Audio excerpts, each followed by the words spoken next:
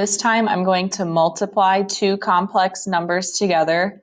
Again, a complex number contains a real and an imaginary part. So in the first parentheses, 7 plus 5i is a complex number because 7 is a real number and 5i is an imaginary number. So what I'm going to do is FOIL. Starting with 7 times 4, that would be 28.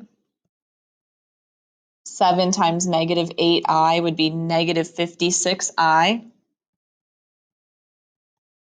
5i times 4 would be plus 20i.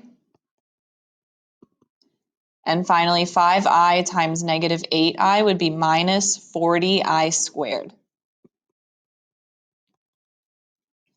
Now, when you are simplifying, you cannot have an exponent on any of your i's. You need to make sure you simplify as much as possible.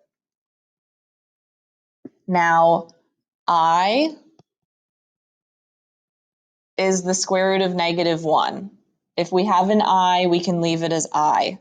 But I squared, I'm going to need to change because it's not considered simplified if there's an exponent on your imaginary number. So if I know that I is the square root of negative 1, that means I squared must be the square root of negative 1 squared. Now, the shortcut to this is just that when you square a square root, they are going to cancel each other out, and you'd be left with whatever's inside. So in this case, we're left with negative 1.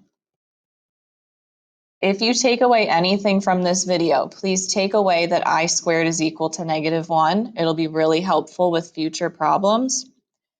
So when you do simplify this, you cannot leave it as 40i squared. You need to replace the I squared with negative 1 and multiply that negative 40 times negative 1.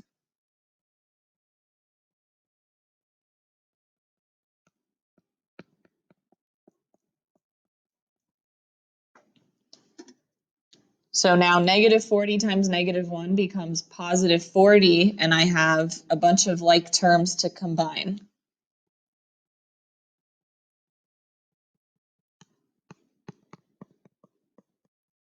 So we can do 28 plus 40. We can also do negative 56i plus 20i.